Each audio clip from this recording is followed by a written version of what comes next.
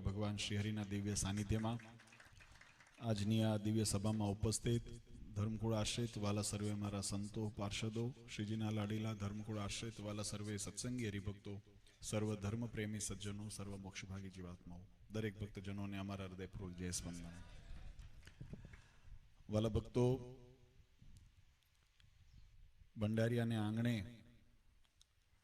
આજે આ દિવ્ય મહોત્સવ અને આપણને ભગવાનના કથા વાર્તાનો સત્સંગનો સુબંધમય જે થયો છે એ આપણા અનંત જન્મના સત્કૃત્યનો ફળ સ્વરૂપ છે. શાસ્ત્રોમાં ભગવાનની પ્રાપ્તિનો ખૂબ મોટો મહિમા બતાવ્યો છે. આ જગતની અંદર જીવાત્માને જો પોતાની યાત્રા સફળ કરવી હોય તો વચનામૃતની અંદર મહારાજ કીધું કે મનુષ્ય દેહને સાર્થક કરવો હોય તો જીવાત્માએ ન કેવળ પોતાના શરીરના સંપત્તિનું ધ્યાન રાખવું પણ પોતાના આત્મકલ્યાણનું પણ ચિંતન કરવું. આ વાત એટલા માટે જરૂરી છે કે જગતના તમામ પદાર્થો એનું આયુષ્ય એ બહુ સીમિત છે, નિર્ધારિત કરેલું છે. અને એવા નાશવંત પદાર્થની અંદર જીવાત્માને જ્યારે જ્યારે હેત થયું છે, યાજ્ઞવલ્ક્ય ઋષિએ સ્મૃતિની અંદર આ વાત લખી છે કે જગતથી ઇન્દ્રિયો દ્વારા ભોગવાતા જે વિષયો છે એ પ્રથમ તો સુખની ભ્રમણા ઉત્પન્ન કરાવે છે અને અંતે દુઃખ દઈને જાય છે. આપણને એમ થાય કે જે વસ્તુ સુખ આપે એ દુઃખ પણ આપે, એ કઈ રીતે શક્ય બને? કાં તો સુખ આપે કાં તો દુઃખ આપે. પણ સ્મૃતિની અંદર યાજ્ઞવલ્ક્ય ઋષિએ બહુ સુંદર વાત સમજાવી કે કેમ સુખની ભ્રમણા ઊભી કરે છે. એની પાછળનો હેતુ એ છે, એની પાછળનું જે કારણ છે એ બહુ સમજવા જેવું છે. જીવાત્માને જ્યારે વિષયનો યોગ થાય ત્યારે વિષયની અંદર એક પ્રકારનો મદ રહેલો છે અને જીવાત્મા જ્યારે વિષયના યોગની અંદર એ મદાન થઈ જાય ત્યારે મદની અંદર, એ આનંદની અંદર એના વાસ્તવિકતાને એ વિસ્મરી જાય છે અને પરિણામે જે ભ્રમણાની મદથી એક ભ્રમણા ઊભી થઈ છે એને સત્ય માની લે છે. આ વાત સરળ ભાષાની અંદર જો સમજવી હોય તો હું તમને એક દ્રષ્ટાંત આપું. કોઈએ દારૂ પીધો હોય અને પછી એ દારૂના મદની અંદર હોય, કેફની અંદર હોય, અને એ કેફની જ્યાં સુધી અસર હોય ત્યાં સુધી આપણને આમ આંખો સામે તારામંડળ દેખાતું હોય ન દેખાતું હોય? જોયું છે ને? પીધો તો નહીં હોય પણ જોયું તો હશે ને. એને આંખો સામે તારામંડળ દેખાતું હોય, એને એમ દેખાતું હોય કે હું આ સમગ્ર વિશ્વનો રાજા છું, એવી ભ્રમણાઓ થતી હોય. પણ એ ક્યાં સુધી એની અસર રહે અને ત્યાં સુધી એને સત્ય માને એટલે એના મદમાં એ પણ રાજા પાઠમાં હોય. એટલે ઘણી વખત રોડ ઉપર કોઈક ભટકતું હોય ને તો આપણે કહીએ કે રાજા પાઠમાં છે, હાચવીને પડખેથી તારવી લો. એ નહીં સમજે, કહીએ ને, એને સમજાવવાનો કોઈ અર્થ નથી, કારણ કે રાજા પાઠમાં છે. આપણે તારવીને નીકળી જવું પડે. આ વાત સમજવા જેવી છે. એટલે જ્યાં સુધી વિષયાંત જીવાત્મા રહેલો છે, ત્યાં સુધી મદાંત જીવાત્મા રહેલો છે, ત્યાં સુધી એને સત્યના દર્શન થતા નથી. અને આ વાતને સ્વીકારવા માટે પછી જ્યારે એનો નશો ઉતરે ત્યારે ખબર પડ્યો હોય, આમ વિચારતો હોય કે હું બરાબર હોજ ભરેલો છે, નતર ને બધા સુગંધિત દ્રવ્યોનું પાણી ભરેલું છે અને અંદર હું સ્નાન કરું છું, પણ જ્યારે નશો ઉતરે ને ખબર પડે ગટરમાં પડ્યો છું. હકીકત છે. એટલે જ્યાં સુધી જગતના વિષયોનો નશો જીવાત્માને રહે છે, અને ખાલી વિષયો એટલે બધાની અંદર, એવું નથી કે મોજ શોખના વિષયો છે કે પૈસો છે, સંપત્તિ છે, આપણા અંતરશત્રુઓ પણ એની અંદર આવી ગયા છે. કામ, ક્રોધ, લોભ, મોહ, માયા, મત્સર, ઈર્ષા, તૃષ્ણા, આ બધા જે અંતરશત્રુઓ રહેલા છે એ પણ જીવાત્માને મદાંધ કરે છે. અને એના મદાંધની અંદર જીવાત્મા જ્યારે રહે છે ત્યાં સુધી જીવાત્માને સત્ય દર્શન થતા નથી. ને એટલા માટે વાલા ભક્તો, આપણા ભારતીય સનાતન દર્શન શાસ્ત્રોએ સત્સંગનો એટલો મહિમા બતાવ્યો છે કે આ ચશ્મા કોણ ઉતારશે? આજે આપણને અંધાપો જે આવ્યો છે એ ચશ્મા કોણ ઉતારે? તો સત્સંગના યોગે કરીને જીવાત્મા જ્યારે સત્શાસ્ત્રોની શરણાગતિ લે છે, પરમાત્માના આશ્રયની અંદર જીવાત્મા જાય છે, ત્યારે જીવાત્માના ધીમે ધીમે સત્સંગના બળે કરીને એના વિકાર માત્ર ટળે છે. અહીંયા આગળ કોઈ લાડવા ખાવાના હેતુથી આવવું જ નહીં. હું ઘણી વખત સભામાં કહું છું, અહીંયા જેમ હમણાં સંતોએ પણ વાત કરી કે માન મોટપ ને વ્યવહારના માટે સત્સંગમાં આવતા હો તો સત્સંગનો હેતુ નથી, એ તો મદાંત કરનાર આખું જગત છે. એખું જીવાત્માને આપણે કહીએ ને ગુજરાતીમાં ચણાના ઝાડ ઉપર ચડાવવા. ચણાનું ઝાડ ન હોય એવું મને તો બહુ ખેતીનો મને અનુભવ નથી, પણ કે ચણાનું ઝાડ ન હોય, છોડ હોય નાનો, પણ કે ચણાના ઝાડ ઉપર ચડી ગયા. હવે ચણાનું ઝાડ જ ન હોય તો ક્યાંથી ચડવાના? એમ જગતના વિષયોની અંદર ચણાના ઝાડ ઉપર ચડાવનારા તમને ડગલે ને પગલે મળશે. મહારાજે ત્યાં સુધી લખ્યું કે હથેળીમાં ચંદ્રના દર્શન કરાવે તમને, એટલી પોતાની સામર્થ્ય દેખાય તો પણ મહારાજ કે ધ્યાન ભજન ને ઉપાસના યોગ્ય નથી. ધ્યાન ભજન ને ઉપાસના યોગ્ય કોઈ હોય તો પરબ્રહ્મ પુરુષોત્તમ નારાયણ છે, કારણ કે કલ્યાણ એની પાસે છે. એના આશ્રયમાં રહીને જે મળે, આ વાત એટલા માટે જીવનની અંદર સમજવા જેવી છે. મહારાજે સત્સંગીની વ્યાખ્યા બહુ વચનામૃતની અંદર સુંદર કરી છે. મહારાજ કે સત્સંગીની સમજણ કેવી હોય તો જે સત્સંગી હોય એ પોતાનું જો સુખ ઈચ્છે તો પણ ભગવાન થકી મળવું હોય ને તો ઈચ્છે, નહીં તો સુખની જરૂર નથી. આવી જેની સમજણ હોય, મારો ઈષ્ટદેવ મને જે આપે અને કષ્ટ આપે, દુઃખ આપે, હરખ આપે, શોક આપે, જીવનની અંદર અનેક પ્રકારના ચડાવ ઉતાર આવે, પણ મારા ઈષ્ટદેવ થકી જે મને પ્રાપ્ત થાય એ મને જોઈએ, એ મને ખપે, એના સિવાય મને ન ખપે. આવી જેની સમજણ હોય ને મહારાજ કે એ સાચો સત્સંગી છે. અને આપણે બધા ભાગ્યશાળી છીએ વાલા ભક્તો કે આપણે એ જગતના મોહાંધની અંદરથી આપણે મુક્ત થયા અને ભગવાનના શરણે આવ્યા. આ જીવાત્માને બહુ મોટી પ્રાપ્તિ છે. નહીતર આ ભ્રમણાની અંદર ભટક્યા કર્યો. બ્રહ્માનંદ સ્વામી જ્યારે લાડુદાન હતા અને કવિ હતા, શીઘ્ર કવિ હતા, ભગવાનની પરીક્ષા કરવા માટે આપણા સત્સંગની અંદર, કથાની અંદર આપણે ઘણી વખત એ પ્રસંગ વિસ્તારથી જાણ્યો છે.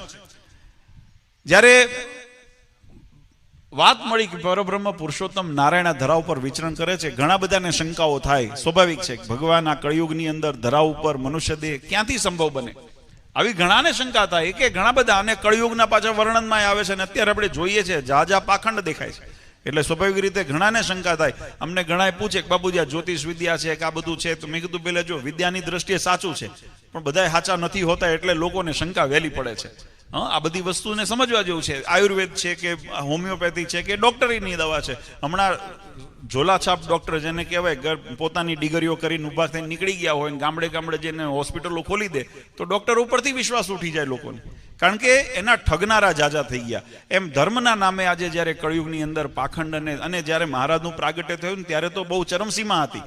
ધર્મના નામે આપણે કહીએ છીએ, પરમાત્માનું પ્રાગટ્યનો હેતુ જ બતાવ્યો કે જ્યારે પંડિતોએ અવળા માર્ગે જેને ધર્મના અવળા અર્થ કર્યા ત્યારે ધર્મધ્વજો રોક્યો, સ્વામિનારાયણ પ્રગટ થઈને આપણે સ્તુતિની અંદર બોલીએ છીએ. એટલે એ વખતે ચરમસીમાનો વાત હતી. ઘણા બધાને મનમાં શંકા થઈ. લાડુદાનને પણ એમ થયું કે આવું બધું ન હોય, પણ અમે લાવે એમની પરીક્ષા કરીએ. અને કથા બહુ વિસ્તારથી છે, પણ જ્યારે લાડુદાન ગઢપુર આવ્યા અને નાગદાન સોની જોડે અને મહારાજને જ્યારે દર્શન કર્યા, મનની અંદર 3 સંકલ્પ કર્યા હતા. મહારાજના ગળામાં ગુલાબનો હાર હોય મને પહેરાવે, કામળી ઉપર બેઠા હોય, ભાગવત પડ્યું હોય, વંચાતું હોય, અનેક એવા સંકલ્પ કર્યા, અને મને નામ દઈને બોલાવે એવી જ્યારે મનની અંદર સંકલ્પ કર્યો, ભગવાને જેમ ડેલાની અંદર દરબારગઢના ડેલામાં પ્રવેશ કર્યો ત્યારે મહારાજ એ જ સ્વરૂપની અંદર દર્શન દીધા, અને દર્શન દઈને નામ દઈને બોલાવ્યા કે આવો તમે અહીંયા અમારી પાસે. પોતાના ગળામાંથી હાર પહેરાવ્યો. ત્યારે બ્રહ્માનંદ સ્વામી, ત્યારે એમને શંકા જે મનમાં સમાધાન હતી, ત્યારે લાડુદાને એમ કીધું, સહેજાનંદ સુજાણ બેટી ભ્રમણા ભાંગી રે.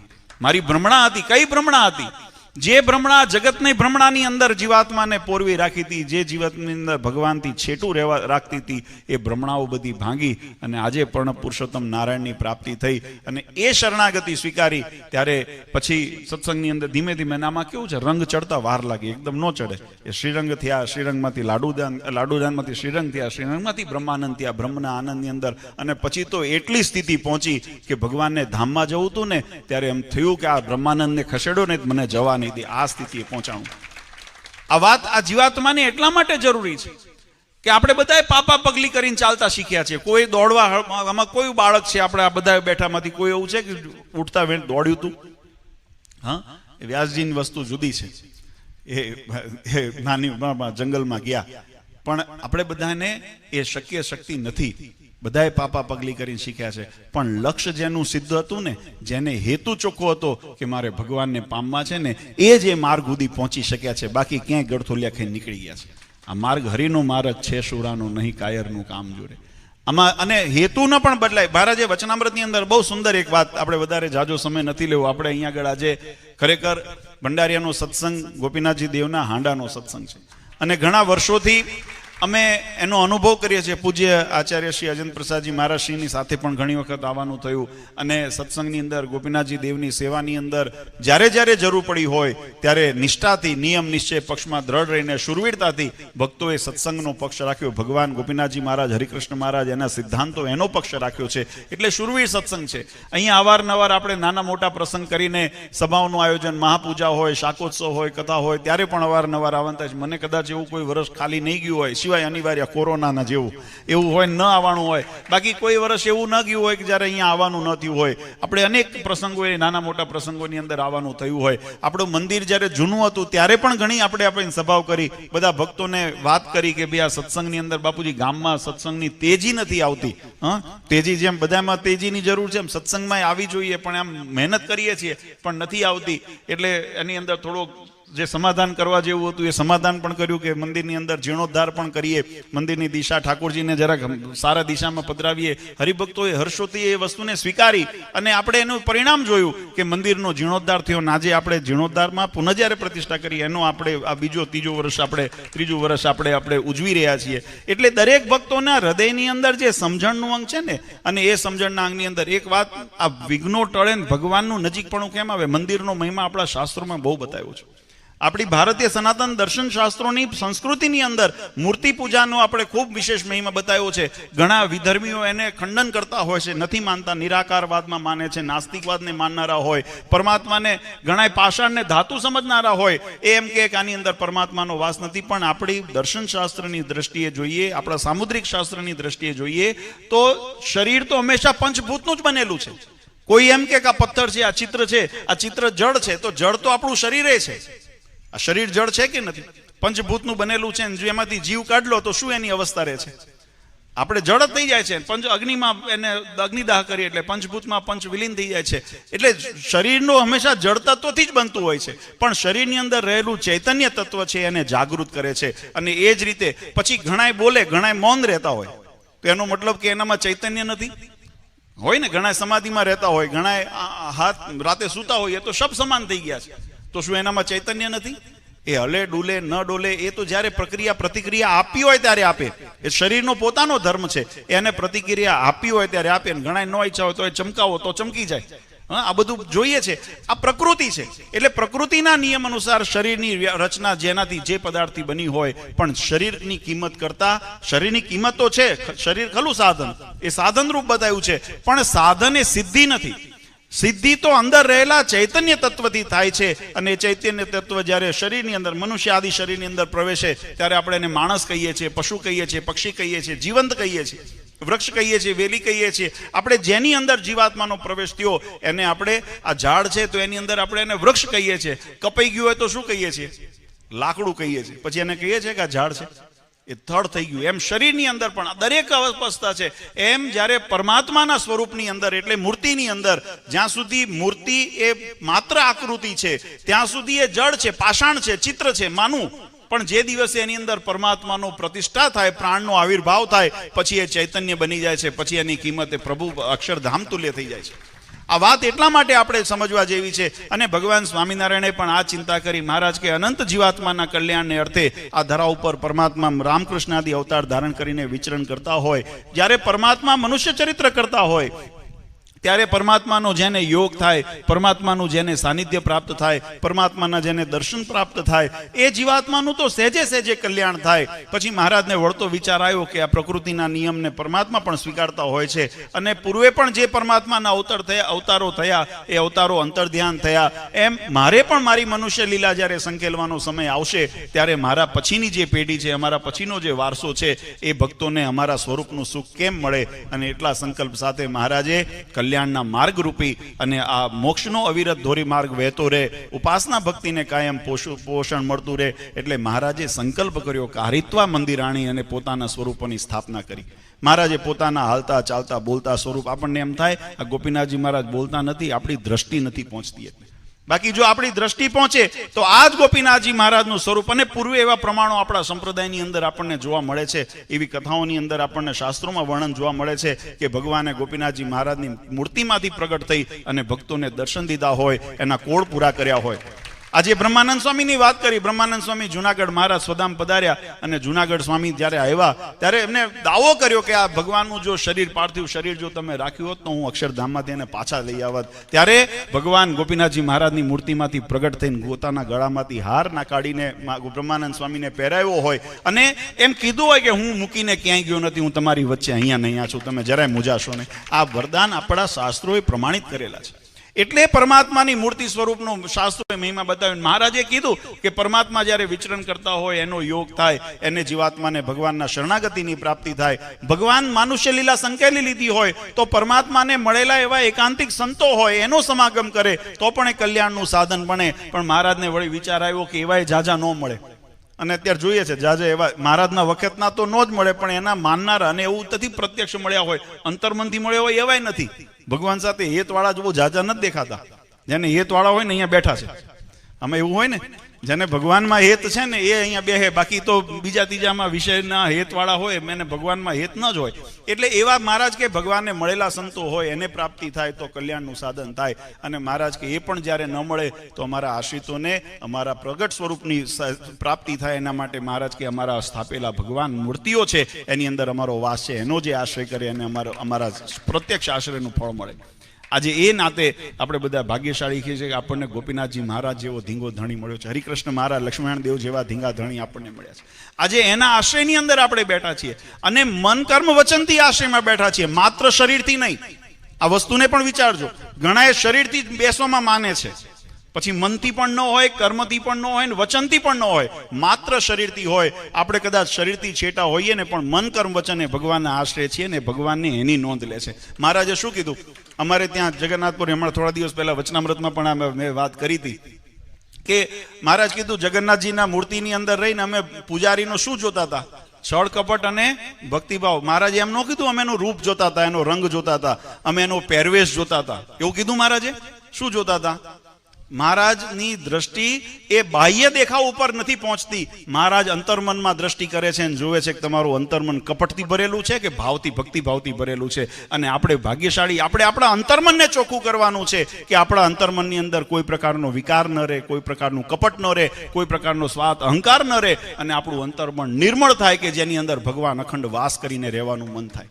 આ આપણા સંપ્રદાયની મૂળ હેતુ છે. સત્સંગનો, મોક્ષનો મૂળ પાયો આ છે, અને એને કરવા માટે આ ષડંગી સંપ્રદાયની મહારાજે સ્થાપના કરી. સત્શાસ્ત્રો રચાવ્યા. ગુરુમંત્ર દીક્ષાની પ્રાપ્તિ માટે મહારાજે આચાર્ય પરંપરાની સ્થાપના કરી. સત્સંગના ધર્મનું રક્ષણ થાયની જવાબદારી સોંપી, અને પરંપરાની અંદર મૂર્તિની પ્રતિષ્ઠા થાય એ પ્રમાણે આજ્ઞાથી જે મૂર્તિઓ પ્રાપ્ત થાય, શિક્ષાપત્રીની અંદર અધિકાર આપ્યો. અને એ નીતિએ આપણા ગામડાની અંદર નાના નાના મંદિરો નિર્માણ થયા. આપણું ભંડારિયાનું મંદિર પણ એ રીતે ગોપીનાથજી મહારાજના સાનિધ્યનું મંદિર તૈયાર થયું, અને આપણે એની અંદર પ્રાણ પ્રતિષ્ઠા 3 વર્ષ પહેલા કરીને આજે આપણે એનો ઉત્સવ ઉજવી રહ્યા છીએ. ખરેખર ખૂબ આનંદની વાત છે. અને વિશેષ આનંદ તો અમને એ વાતનો છે કે ભંડારિયાનો સત્સંગ આમ દ્રઢતાની દ્રષ્ટિએ અને પક્ષની દ્રષ્ટિએ તો શુરવીર હતો. હવે અમને એનો વિશેષ આનંદ છે કે સંપની દ્રષ્ટિએ પણ એવો શુરવીર થયો. કારણ કે નહીતર શું હોય, ગામ હોય ને ત્યાં નાના મોટા પ્રશ્નો થતા હોય, પરિવારમાં 2 વાસણ ભેગા થતા હોય, ખખડતા હોય, પણ સત્સંગની અંદર છે ને, મારા આ વાત છે ને ગઢડા મધ્યનું 7મું વચનામૃત, બહુ સુંદર. મહારાજે એક પ્રશ્ન મુક્તાનંદ સ્વામીએ પૂછ્યો છે મહારાજને. આપણે સમય વધારે નથી લેવો, પણ આ એક મહત્વની વાત છે, એને સમજીએ. મહારાજ કહે કે મુક્તાનંદ સ્વામીએ પ્રશ્ન પૂછ્યો છે, કોઈ ભગવાનનો ભક્ત હોય અને એને ભગવાનને પામવાની અંદર કોઈ પણ આડે આવતા હોય, વિઘ્ન થતા હોય, એવા સ્વભાવને ટાળવાનો સંકલ્પ પણ હોય, પણ તોય જે અવળા સ્વભાવો છે ને જલ્દી ટળતા નથી, એનું કારણ શું? સમજાણું? માણસ પોતાનો જે સ્વભાવ છે ને, આપણને ખબર છે કે આ મોક્ષ માર્ગની અંદર વિઘ્ન થાય છે, સત્સંગની અંદર વિક્ષેપ પડે છે, ભગવાનની ભક્તિની અંદર વિક્ષેપ પડે છે, તોય જલ્દી ટળતા નથી. એટલે મહારાજે એનો ઉત્તર મહારાજે કર્યો. મહારાજ કહે કે એ વૈરાગીની દરિદ્રતા હોય ને, એટલે એનાથી જલ્દી એના રાગ ન છૂટે. વૈરાગની દરિદ્રતા, મહારાજે દ્રષ્ટાંત દીધું કે કોઈ ભિખારી હોય, કોઈ દરિદ્ર માણસ હોય, અતિ દરિદ્ર હોય, એને રોજ સ્વપ્ન આવે કે મારે ભોજન સારું કરવું છે, મારે સારા વસ્ત્ર પહેરવા છે, અલંકાર પહેરવા છે, પણ એ સ્વપ્ન ક્યારેય સાકાર થાય નહીં, કારણ કે પ્રારબ્ધમાં ખાડો કરીને બેઠા છે. પ્રારબ્ધની અંદર એ દરિદ્રતા લઈને બેઠા છે, એટલે સંકલ્પ માત્ર કરવાથી ન થાય, એની પાછળ પુરુષાર્થ પણ કરવો પડે. અને એમ મહારાજ કીધું માત્ર સંકલ્પ કરે, જો અંદરથી હૃદયથી એના ભાવ ન હોય તો મહારાજ કે એની દરિદ્રતા જતી નથી. વૈરાગ્ય એના, અને વૈરાગ્યનો અર્થ એવું નથી સંસાર છોડવું, એનું નામ જ વૈરાગ્ય. વિતરાગી એનો અર્થ થાય કે રાગનો અભાવ. અને રાગ એટલે પાછો મેં પૂર્વે વાત કરી એ પ્રમાણે ખાલી વિષયો પૂરતો સીમિત નથી, એ અંતરસ્વતૃ સ્વભાવોની અંદર પણ રાગ હોય છે. ઘણાને માયાનો હોય, ઘણાને મોહનો હોય, આ બધા રાગ હોય. માન, અભિમાન, આ બધા એના રાગ છે. એટલે આ બધાનો જે રાગ એના તરફથી અભાવ થવો એ ક્યારે જીવાત્માને થાય? ખટકો રાખે ત્યારે થાય. અને મહારાજ કે જ્યાં સુધી એ ખટકો ન રાખે ત્યાં સુધી એને સાધુતાના ગુણ અથવા તો સદભક્તના ગુણ એનામાં નથી આવતા. ત્યારે મુક્તાનંદ સ્વામીએ પૂછ્યું, મહારાજ હવે કોઈને માનો કે એવો વૈરાગ્ય નથી તો એ કેમ ટળે? તોય વિકારો ટાળવા છે, સત્સંગની અંદર આગળ વધવું છે, કેમ વધાય? ત્યારે મહારાજે એનો અતિ સુંદર ઉત્તર કીધો. અને અહીંયા બહુ સમજવા જેવું છે, કારણ કે આ વચનામૃતમાં છે ને ઘણી વખત અડધી વાતનો મહિમા ખૂબ ગવાય અને અડધી વાત ગૌણ કરવામાં આવે. પોતાનું ભાવતું હોય ને એ પહેલું પીરસાય, પછી જે ન ભાવતું હોય એને ત્યાગ કરે કે આમાં આમ નથી. એમાં મહારાજે 2 વાત કરી છે, અને 2 વાત બહુ સુંદર આપણા સૌના જીવનની અંદર. મહારાજ કે જેને વૈરાગ્યની દુર્બળતા હોય અને જો એને પોતાના સ્વભાવને ટાળવો હોય તો એને 2 વસ્તુનું અનુસંધાન રાખવું પડે. અને 2 મહત્વના વસ્તુઓ છે. એક, મહારાજ કે કોઈ મોટા સંત હોય એની અતિશય સેવા કરે. પહેલું મહારાજે લક્ષણ બતાવ્યું. અને અહીંયા આગળ મહારાજે શબ્દ વાપર્યો મોટા સંત, ખોટા સંત નહીં. આ પહેલી વાત સમજી લો. માત્ર દેખાવના નહીં, માત્ર પહેરવેશના નહીં, વાણી વર્તનમાં જુદા હોય એવા નહીં, ગઈકાલ સુધી કંઈક બોલતા હોય ને આજે કંઈક કરતા હોય એવા નહીં. આ બધા ખોટા સંત છે.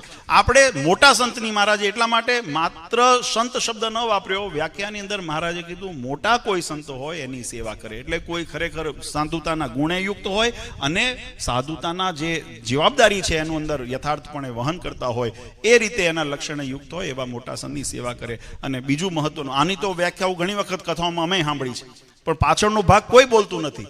મહારાજે બીજું કીધું, અને ભગવાનની આજ્ઞા મારે.